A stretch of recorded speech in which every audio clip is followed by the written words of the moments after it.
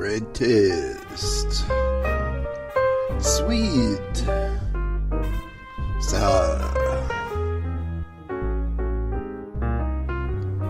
So good to taste. Welcome to Great Taste. I'm your host, Steve Boss. 60 minutes of deliciousness upcoming. And very shortly, I'm going to introduce you to Deanna Nelson and Paul Haldeman. And they are going to really totally explode your idea of what maple syrup is all about. Their objective, one of their objectives anyway, is to try to make the best maple syrup in the world. And what's unique about their mindset and process is that every single batch of their syrup is different. I hope you heard that. Every single batch of their syrup is different. So there's no standard taste profile. The production process that they've developed from tree to bottle is a direct reflection of what the trees are doing. And we're going to hear a lot about that in the next hour. Because there are ongoing flavor changes from batch to batch, year to year, it makes it impossible actually to formulate a standard description of what true maple syrup tastes like. And if I were to have begun this chat with a simple statement, what does maple syrup taste like? I'm going to assume that all of you, almost all of you anyway, that we're starting from the vantage point of what does real maple syrup taste like as opposed to artificial maple syrup. That would be like Log Cabin or Mrs. Butterworth's, those types of things, for example. And I'm certain most of you, including myself, and maybe just a few months ago, would answer that it's sweet. It has a brown sugary type of flavor. I love it on pancakes. Or as Katie Button, an Asheville, North Carolina chef, said on her program From the Source, which you can see on the Magnolia Network, maple syrup, it's one note. That's it, one flavor note. After visiting Paul, and Deanna, her one note conclusion changed, and this is what she said. All it took was seeing the different maple syrups in those taste tubes to change my whole world. And of course, she tasted the differences and added, maple syrup has such a wide range of flavor profiles. It will pair with everything. It is not just pancakes. It is a whole world. Deanna and Paul, welcome to Great Taste. Well, thank you so much for having us. We're so excited to be here. I'm absolutely thrilled to talk to two people who blew my mind about maple syrup, because after I watched that show, first thing I did was order some of your maple syrup. And I ordered this little tasting set that had 4 different little bottles. And when I think about when we opened it up for the first time, because I have to say, I thought I thought I knew what maple syrup tasted like. Good maple syrup, right? Good. And I'm not saying I didn't have good maple syrup, but I'm saying that there's imitation maple syrup, there's real maple syrup, and then there's Zoar Tapatree's maple syrup. Thank you. And so I can't wait to get into some of these details with all of you, but I wonder if before we do that, could you give us a little bit of just a real brief brush of history about maple syrup itself, like when it may have started, and were the indigenous peoples of North Americas, were they the first ones to start tapping trees, etc.?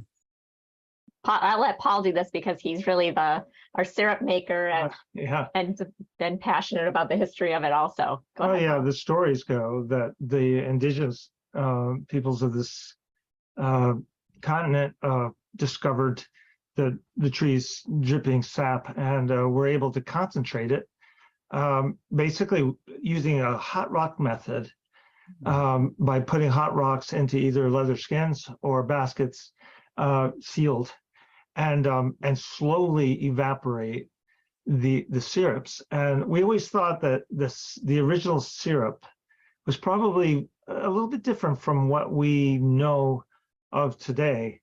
And then, of course, once iron cauldrons came on the scene, it changed a little bit. but we've actually tried to replicate the lower, slower evaporation of maple sap to see what does that syrup taste like, and we have some of that made, and it's different. It's very different. So and that's probably been done for thousands of years, and it's probably within the last 400 years that it's come more to the consistency and the colors and the flavors that we know today. But I think for time immemorial, it was a little bit of a different product.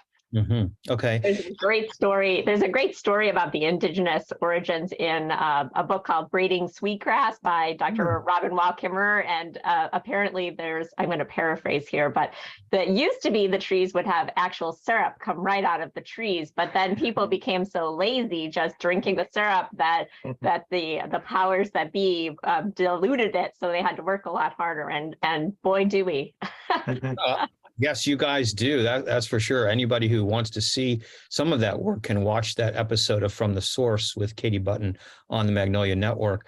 And I'm really glad you mentioned that book. That's one of my favorite books, Braiding Sweetgrass. And I've had her on my list for I don't know how many years to try to get in touch with and interview, but haven't done it yet. But maybe I will now. Maybe you've given me some inspiration.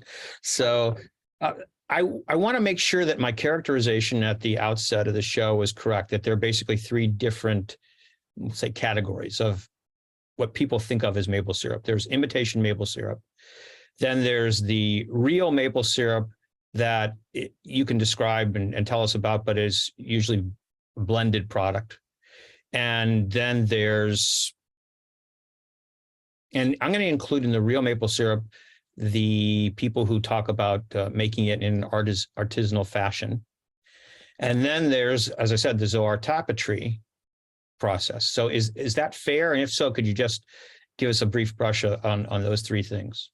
There's all different kinds. On our website, we have a user guide, a guide that sort of goes through different categories. And we don't even actually discuss the artificial syrup, which in full disclosure, Paul and I grew up on making our own with maple extract and white cane sugar. But we learned the error of our ways. But so there's the artificial, but even within what is categorized as pure maple syrup, we say that there's like commodity syrup, which is really over 95% of the market, and which is highly processed, but it's pure maple syrup, but there's been a lot that's been removed from it. Then I'd say there's another category of syrups, which we call infused syrups. And it's where people have taken the commodity syrup, which is sweet, but honestly doesn't have much complexity or difference in the flavors because of the extensive processing that it's had. And they drop like a vanilla bean in it, or blueberry syrup, or something else to give it flavor, chili pepper. So the syrup takes on the flavors of the additive, and usually they're high quality additives, but they're additives. And so there's that category of syrups which have really taken off, which we find ironic, because if your syrup has such little flavor that you need to add something to it, then maybe you have to take a harder look. And then there's our syrup, and what we're trying to do is really focus on terroir, focus on what the trees are doing in terms of all the micronutrients and flavonoids and all that are in the sap itself, and concentrate on that and bring those flavors out, and then identify them so that the user can look at the bottle and realize, like, oh, this syrup tastes like citrus. It's got calamondin tones and a little bit of sorghum or something, or vanilla or creme brulee. And then you know how to use that syrup too. So not only are we processing it to focus and draw out the flavors that the trees are producing, but then we identify it so then it can be taken advantage of by the consumer in all of your culinary applications. Okay. So that's sort of how we divide it up in terms of types of syrup. Mm-hmm. So let's now go back and talk about your efforts. I believe that you write that Zoar Tapatree is an idea that germinated around a festive dinner table in the dead of winter, that would be 2013, and blossomed with a sprinkle of the heady optimism only achieved by those suffering with prolonged cabin fever. I think that there was no such thing as dry January when we launched too. And fortunately, because otherwise perhaps this never would have started, right, Paul? Yeah. So that must mean that it was yeah, okay, that was your inspiration. Anyway, so tell us a little bit about your community, because that's what you focused on a little bit in this blog post by talking about how when you say, what is Zoar Tapatree? And you say it's a forum for an amalgam of interest in our little community of Zoar Road, Rodman, New York. That's right. Well, and it really has been, and it continues to be. So, Paul, do you want to talk a little bit about that in terms of the people that we've been drawing in the projects? We are a remote community, and so we really do rely upon one another for our socialization and intellectual stimulation. And unfortunately, we have the internet, so we can connect with people like yourself, Steve. But, Yeah. but talk a little bit about some of the people that have been working in our project. Well, yeah, we do have other maple farmers close to us too. And we have the bigger commodity type farmers, and then we have the small craft type farmers. Although they're not doing exactly what we do, they're trying to make the best syrup they can. So we do have a small community of other maple farmers, because this region is a very high snow, heavy snow region, which maple trees love. So we have those elements of having a maple community. But also we draw, I would say about 15 miles from here, there's military post, Fort Drum in New York. And we have a program where we, veterans getting out, or soldiers getting out of the Army, we bring them into onto our farm so they can learn when they're getting out of the Army. It gives them some options to look at about what they're going to do with their lives after the military. So we do bring, and we teach, and we also get some help from these soldiers that come onto into our woods and learn about maple syrup. So we do have a community of veterans and soldiers that we constantly communicate with, and also we get new ones every year coming in to help us, which is, and that's a program through Cornell Cooperative Extension. That's the extension service for the state of New York. So that's a great program.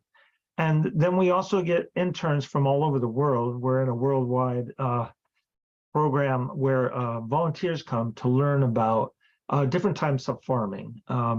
In the summer, when I'm not doing maple, which I'm actually doing maple in the summer as well, but I also have an asparagus farm. So we bring them on, we teach them about asparagus, but we also bring them throughout the year to learn about the maple operation. So we get volunteers from all over the world that come and learn about maple and help us out. And plus we have just a community of supportive neighbors and businesses. And we've had a lot of friends. A lot of our friends are either chefs or language people, and we've had a lot of they've been wonderful ambassadors in terms of different uses for the syrup, or spreading the message about the syrup, which you wouldn't, I guess it would be very difficult. It's difficult to take a commodity product that we've all grown up with and then get people, even other maple producers, to appreciate what we're doing and what we're trying to specialize in. So having these service members come through, or the woofers, the young people that are coming through and are curious about the methods, or our chef friends or foodie friends that come in and taste the syrups and help us with the profiles and start spreading the word. It's really helping us develop a community that can appreciate and kind of reintroduce people to something that they thought they knew. So we just, I guess, have everything we do is sort of layered in together one way or the other in terms of our project. And our hope is that by developing this artisanal approach to syrup, that it will make each sugar bush unique and valuable on its own right. Because right now there is a big push to get bigger and faster and less expensive, and that usually involves a lot of equipment and expense, and you end up with, like we talked about, a sweet but not particularly distinguished product. But by focusing on the differences of processing and focusing on the difference of the terroir and the terrain, the soils and the climate, and the differences that evolve through flavor, it really develops an appreciation that each one of those sugar bushes is important and interesting to taste.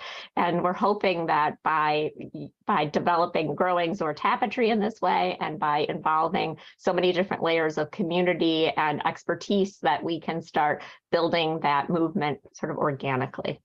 Okay. So now we're going to that subject of flavor profiling. It seemed like, from what I could read, that it took you a period of about 4 years of evolution where you were studying flavor profiling and you were working with a Dr. Matt Hardings at American University. Could you tell us a little bit about that process? Yes, well, a lot of it was just our own observations. Paul has a long history of making syrup, but hadn't really considered, hadn't really done much of a deep dive on the flavors or the chemistry of what he was doing. He just knew it tasted really good. And so by observing and noticing and figuring out what we were doing and how it was different and how it translated, we knew that we were tasting the differences, and we really started drawing a lot of inspiration from the specialty coffee movement. And as you're probably well familiar with, Steve, the coffee not so long ago used to be graded just by color and bean size. And that's really where the maple syrup market is now, is color and intensity of flavor. That's how the grading standards run. So as we started drawing inspiration from other terroir-driven products like specialty coffee, wines, and things like that, we were able to start applying those or looking at syrup through that lens. And it allowed us to develop, working with a coffee grader, actually an assessment process that draws from that experience and what we were observing in the syrups, and help put words to what we were observing. We knew that wasn't going to be enough because we would have skeptics, and we do have skeptics all over the place. You still do? Yeah. Oh, yeah. I mean, it's really hard. We used to go to festivals a great deal because even people, number one, wouldn't taste the syrup because they would say either I don't like maple syrup. Those were always our biggest challenge. Or I make my own maple syrup. I'm not tasting yours. And we'd have to really work hard to get them to taste our different flavored, the different syrups and the flavors that were presented. And then you could just see the wonder in their face. And they'd be like, I didn't know maple syrup did that. But we wanted to, look, we like science, and we believe in that sort. We believe in science. And so we learned about Dr. Matt Hardings, who has some really interesting chemistry of food types of accessible work for the kitchen chef. And we reached out to him, and he was very interested in what we were doing. So we started sending down samples for him and for his graduate students, and they started doing analysis.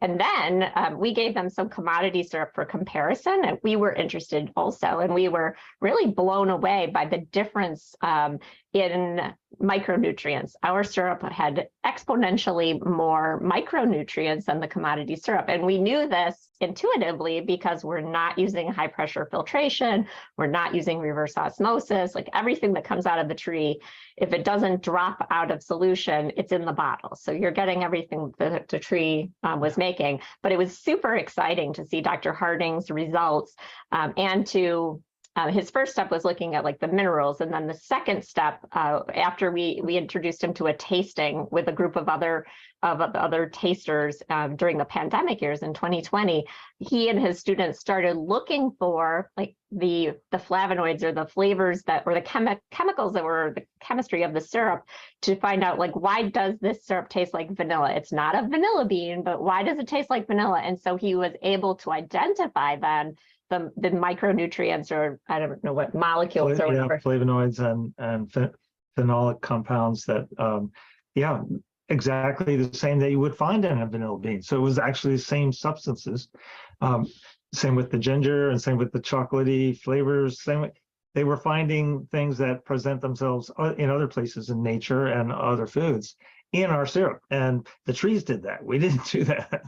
So it was it was fun to see, and to know that we weren't just, dreaming this up. This is real. They found the flavor compounds in there. It's wow. So they're real, and they're the same as in other plants. The trees just use those compounds at different stages of their spring development. I guess at first they start to make more wood and extend their branches and grow their trunk a little bit, but then they start to develop buds, and then they start to develop leaf and leaf buds. And then all of those processes have these different compounds, which is why at first you might get the vanilla and the honey, and then you'll get the butterscotch, and then you'll get the cocoa, and then you'll get, all the way to molasses and cherries, tart cherry. Those are different compounds that the tree is using throughout the process. And we separate those out very carefully so that we can capture those. And that's the hard part, though, is to make sure you're separating them out, not blending them all together. So it takes a lot more equipment, and it takes a lot slower process, which is really the key to it. Well, in some ways, I'm going to say, I mean, it takes, when Paul says it takes a lot more equipment, it does and it doesn't, because Right. like most of the commodity syrup producers are using a lot more equipment because they're using pumps and reverse osmosis machines and all that. We don't use any of that. So we're basically just spreading it out through the basic pieces of equipment, which is the collection and then batching it as it goes through. So slow evaporation takes a lot of surface area. So we have a lot of slow evaporators. We're not just boiling them and caramelizing all the sugars, where we've got a lot of equipment that takes it out very slowly, so that we capture the essence, the volatile compounds that could be boiled out, or the subtle compounds that could actually be caramelized and lost. So we do use like a standard evaporator, but only for a very short time. So it's sort of like thinking about milk. If you think about milk as an analysis, so most people have some experience with milk. If you like scald the milk, you get a completely different flavor than if you just warm it. And that's, I think, kind of a good example in terms of how heat applied to different compounds can change the flavor profile.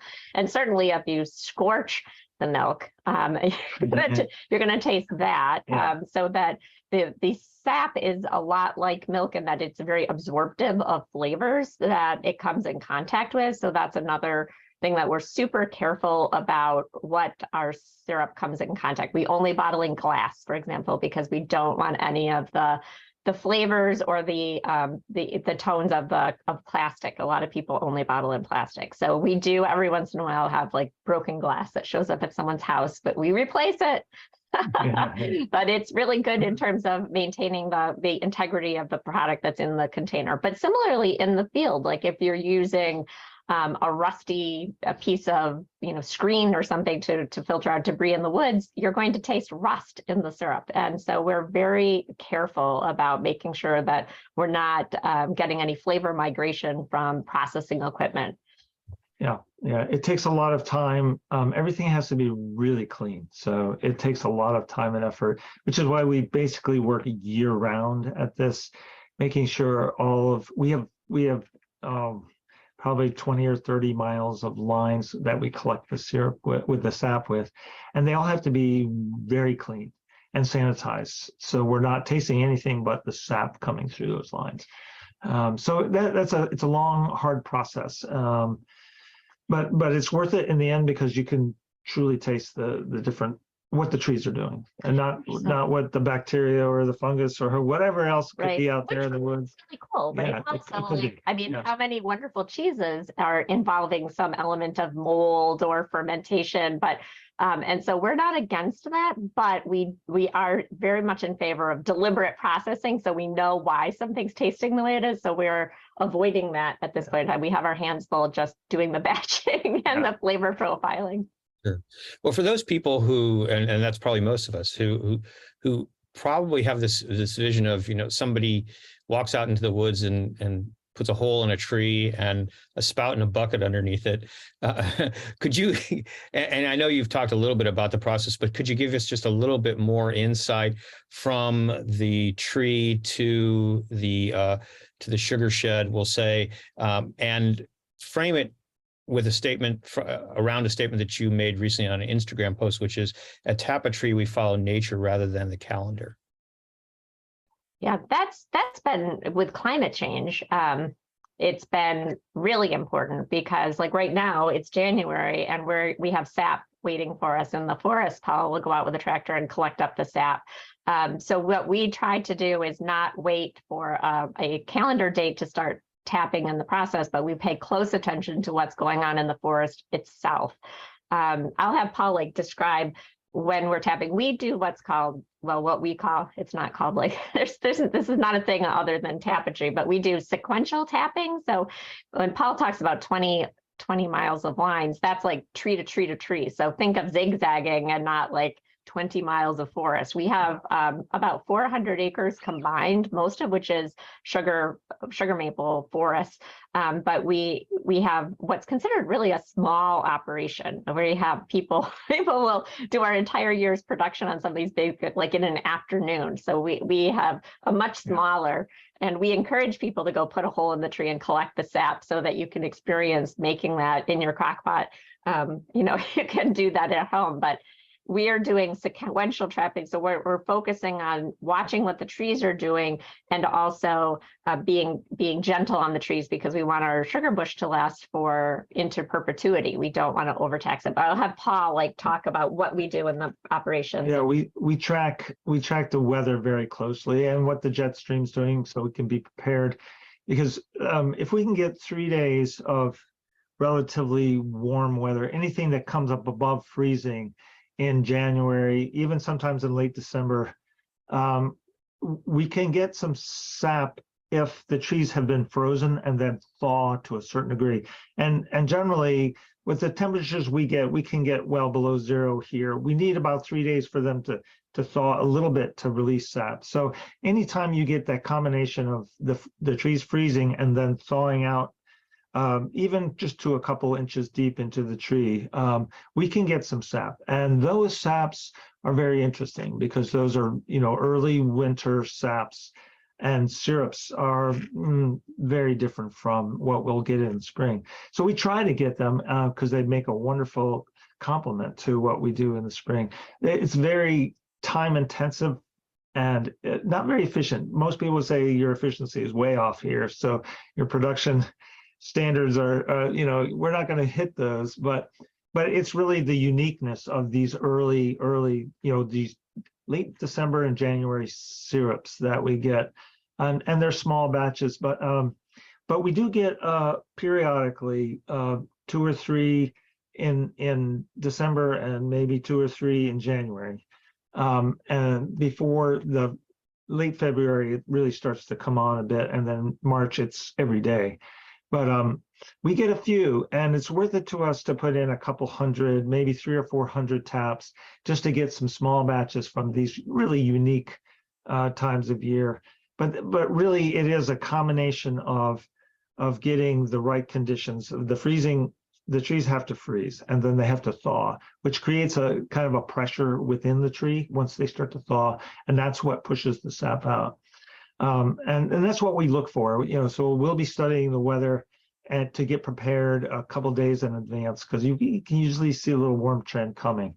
So, and we've done that right now. We had a small warm trend. Didn't think it would be warm enough to get some sap, but we already had some taps in. And sure enough, we got a full tank of sap that we're going to process into a few gallons of syrup here probably tonight and tomorrow. So we're putting holes in our friends, Steve. So yeah. This is something that we try to take seriously. So, and what happens when you put the hole in the tree is it starts to heal, because these are living organisms. And a lot of people will say, don't try to get the December or January syrups, because by the time March comes, which is the glut in the season, that your tap holes will be dried up. They'll be starting to heal, and you'll drop the production a lot. What we do is we continue to bring on different trees. So by the time March comes, these trees that we're collecting sap from now won't be really producing very much, but we'll have fresh taps in a different section of the forest. So we'll get those nice mid-season or earlier mid-season in the traditional season.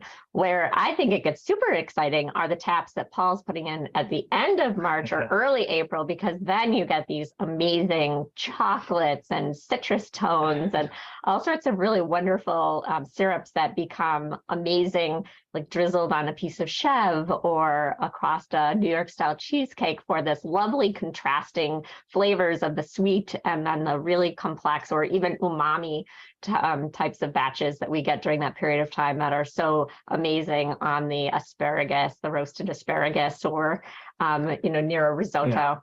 Yeah. I get a lot of really funny looks from the other maple producers in town. When they tell me they're pulling their taps because they're done for the season, I say, well, I've got a couple hundred more taps to put in. And that's usually, I usually stop, and it's different every year, but around the 15th of April, we're still tapping trees, which means we get sap as long as it freezes at night, and it does, into May. We get sap right into the first week of May, which everybody looks at us like, what are you doing collecting sap in May? And you have to be very careful because the warm temperatures, sap is a lot like milk. It'll go bad very fast. So we have to be very careful about collecting it right away, first thing. As soon as we can collect enough, we've got to get into the sap house and get it processed because it just comes to life.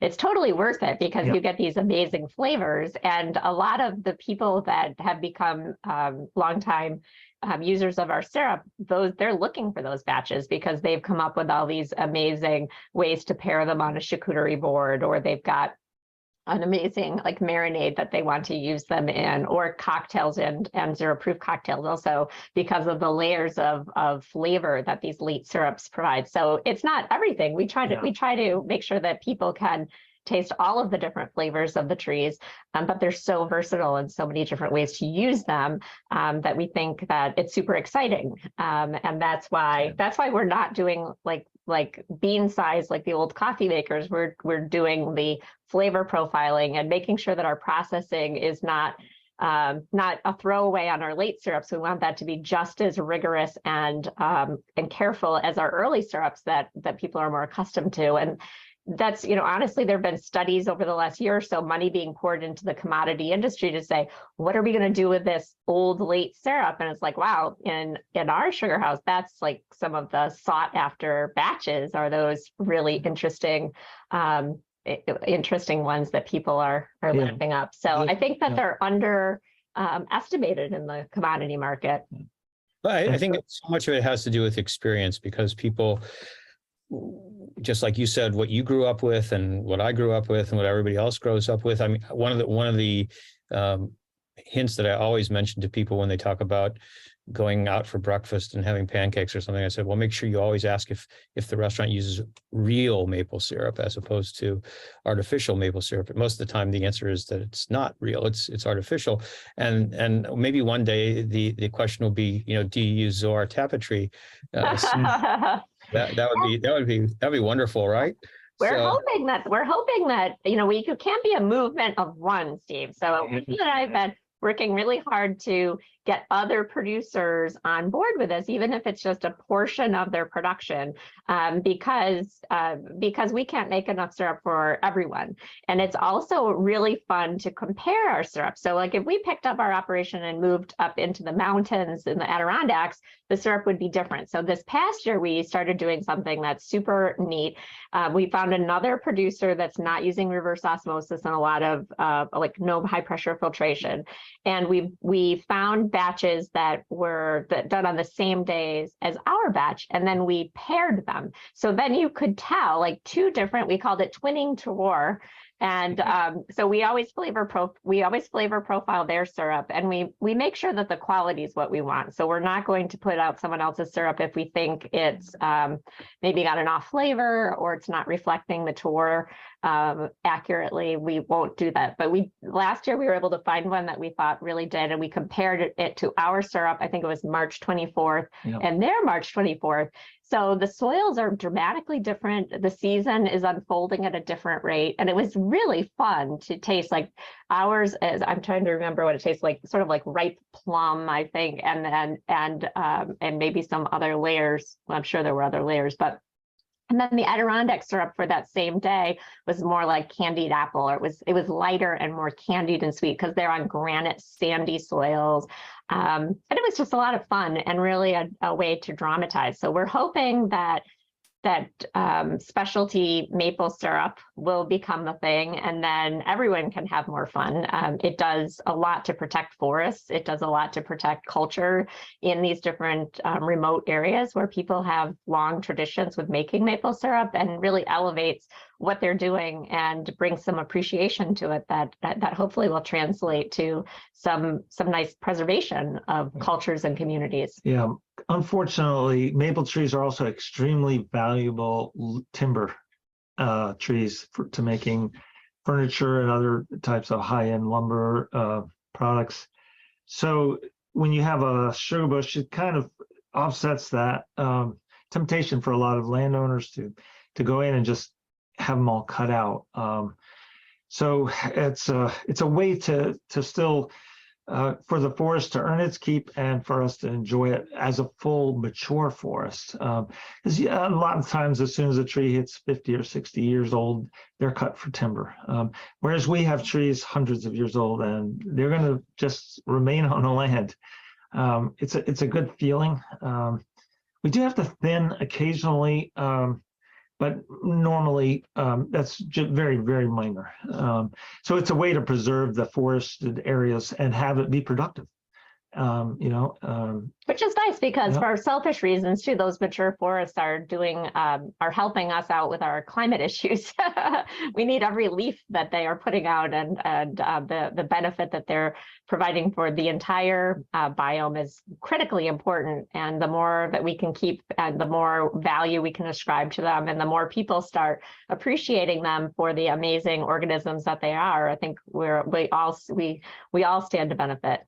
Yes, you wrote this actually, Deanna, in one of your blog posts. Trees are complex living creatures. Regarding them as rooted members of our organic community, it makes sense that they respond uniquely to the soils they grow in and the world surrounding them.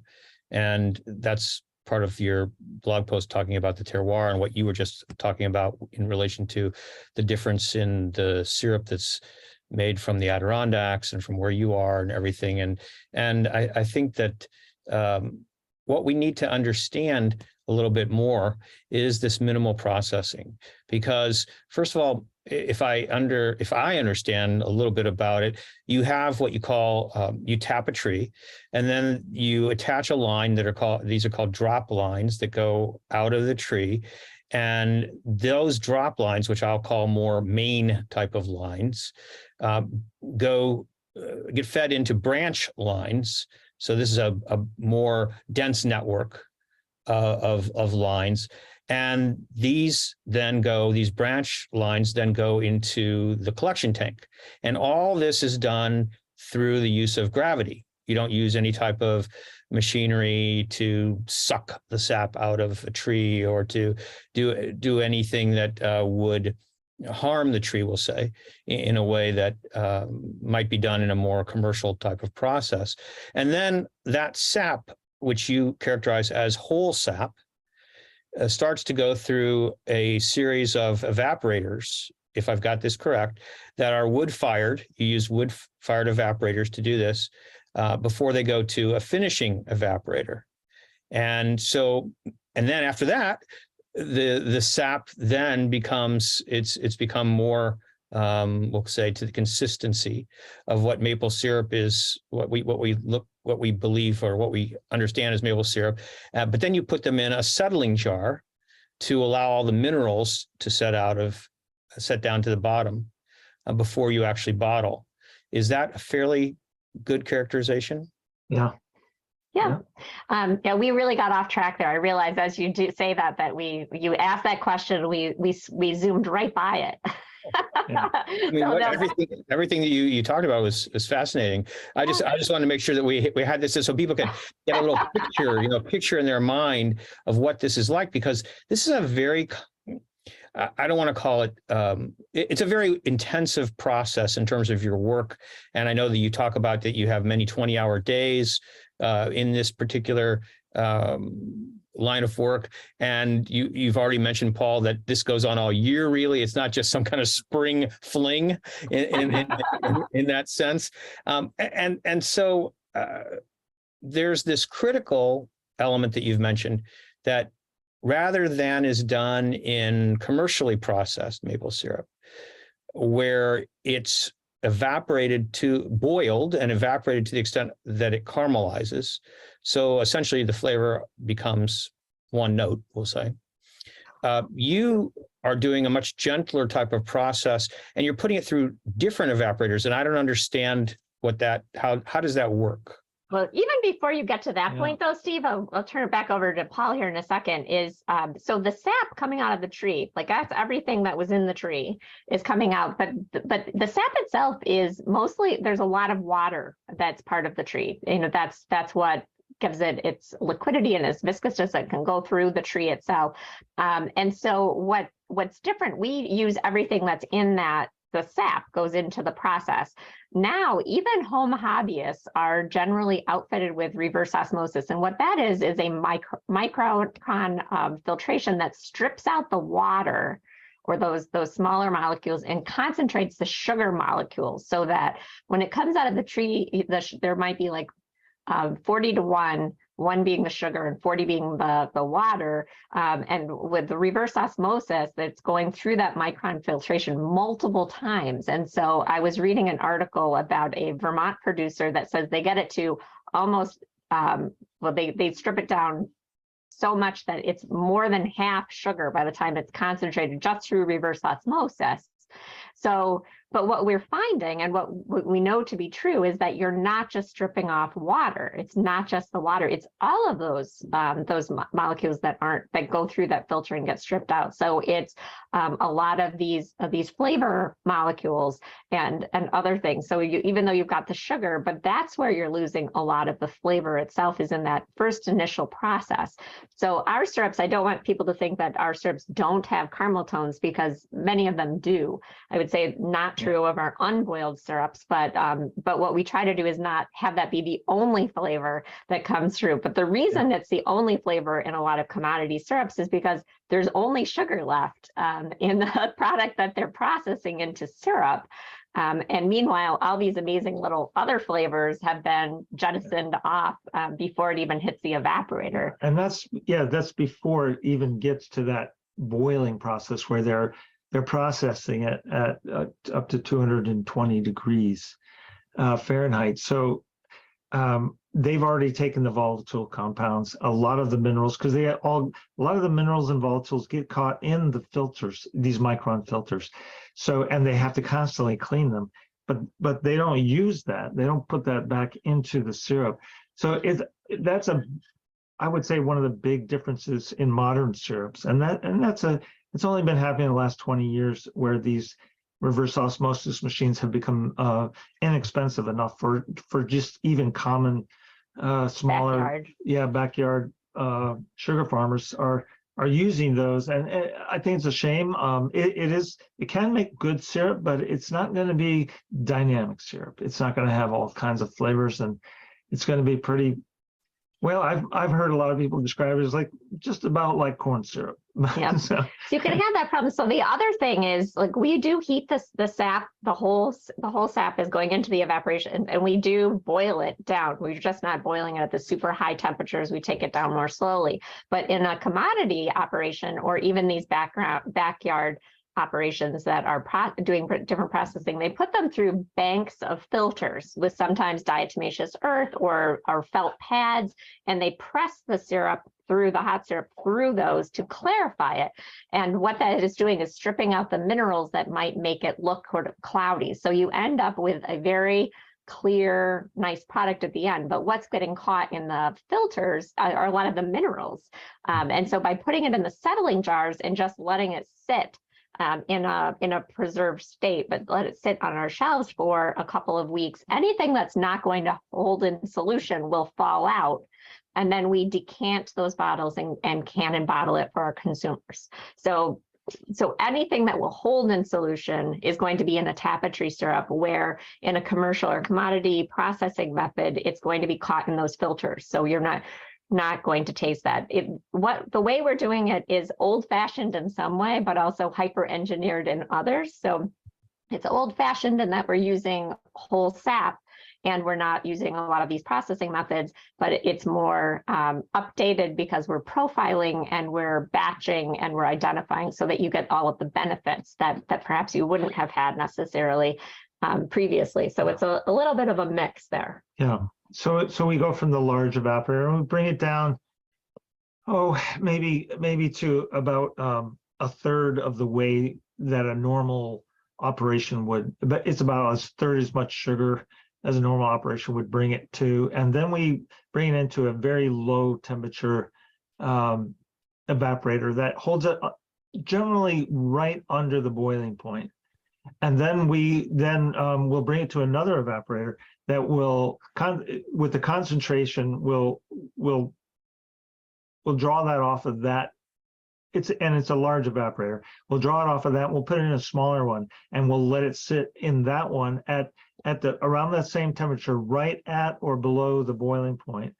And then we'll bring it to one last one as it concentrates. So the syrups are moving by batch, and this way we can identify where our batches end and start.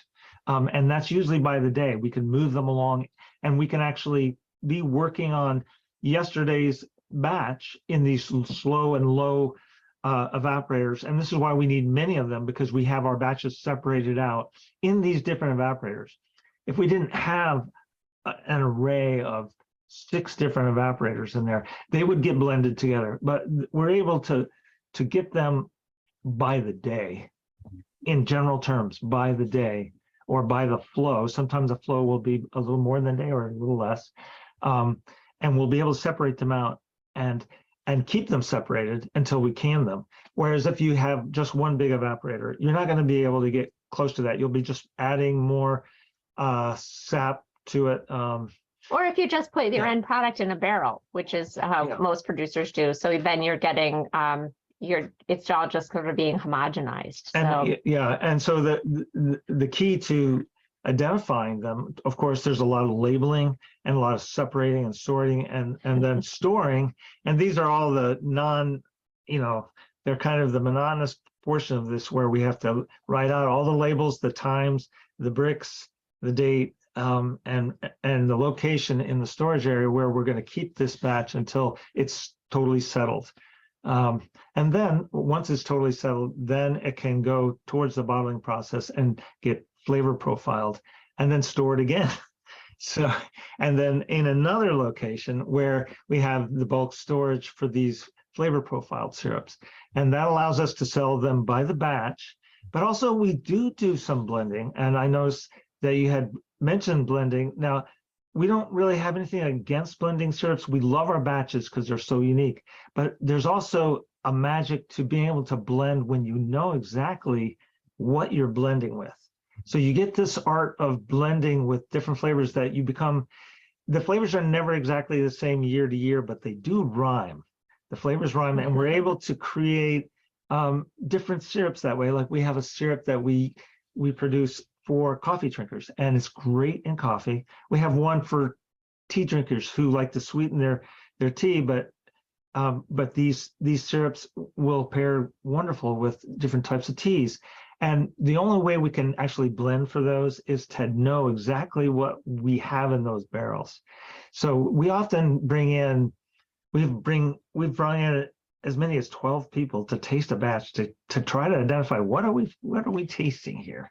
Yeah, that's a challenge. Yeah, it is a challenge, but that allows me, as when I'm blending syrups, to really know what I'm dealing with. And generally, since I've been doing it for many years now, I can generally identify what flavors I'm looking for. And if we don't like it, we send them back. If we're like, back to the sap house, Paul, and he'll adjust it for us, so we can get what we want depending on, or if we have a particular client that really likes a French praline sort of toned syrup, Paul can aim for that based on the batches. But there's a little bit of magic involved too, because sometimes you'll mix 2 different syrups and we have the profiles, and the third one is really unexpected, like the blended syrup is totally unexpected. Yeah, you get this synergistic effect of a flavor that you've never had in any syrup, but now you've blended 2 together. And, so we do have some wholesale accounts where they want a more consistent product. So we do have to blend, and they expect every year that we can kind of match, and they know we'll never totally match it, but we can kind of match what they're used to getting. So it's very useful to have these profiled in detail and separated out by batch for those clients as well. So it works well for us. Yeah. I love the use of the word magic. I think that you guys are magicians of a certain type.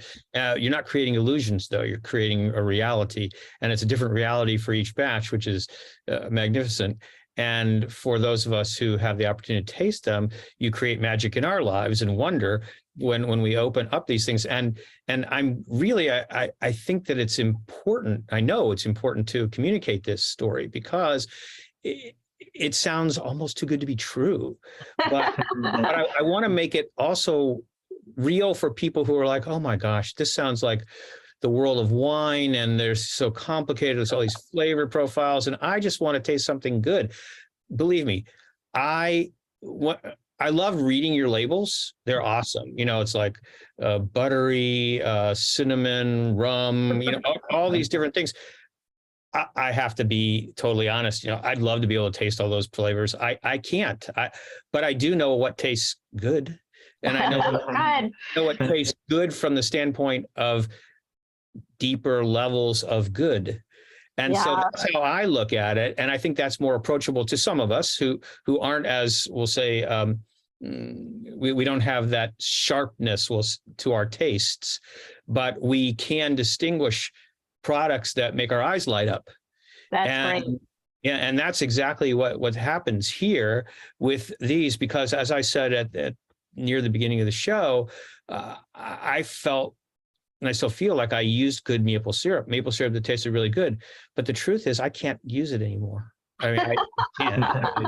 It's like, I can put it into something if it's like it's going to have some tiny minimal effect that it'll be fine.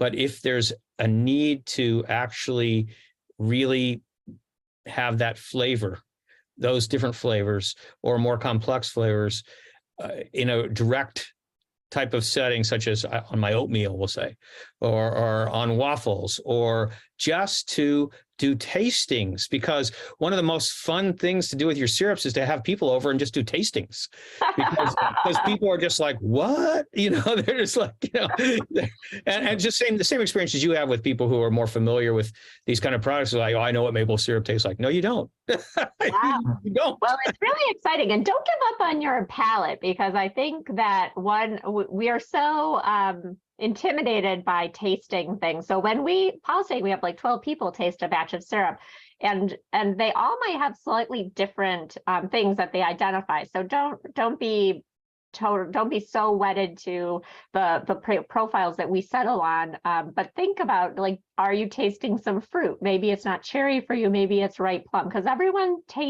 their senses taste things slightly differently. That's one of the reasons why we do try to get people with different cultural backgrounds tasting the syrup, because they have different flavor references. That we have one of our favorite tasters is from Jamaica, and so she has all these wonderful Jamaican fruits or fresh cane juice or things like that we're like, yeah, that is it, but we wouldn't necessarily pop to mind. But I think it's really important for all of us to just keep tasting your food and smelling your food, which is so much of taste, or, really take a moment to slow down and experience what you have in your mouth there. And it can really open up so much joy in your life, period. But don't be so wedded to the labels that you can't think about, well, am I tasting something a little dry, or a little like a tannin or a fruit flavor, or something totally different? And feel free to send it in to us, because we love the feedback, and say that doesn't taste like ginger snap to me. I'm tasting something entirely different. I'm tasting like a grape skin or something. But let us know. It could be anything, but we love the feedback. That's great. Thank you so much for doing that, and for mentioning that, and just so people get some idea of what it means when you are tapping these trees and you're getting all this volume of sap. I think that you say that 500 gallons of sap will turn into about 12 gallons of finished product. Is that right?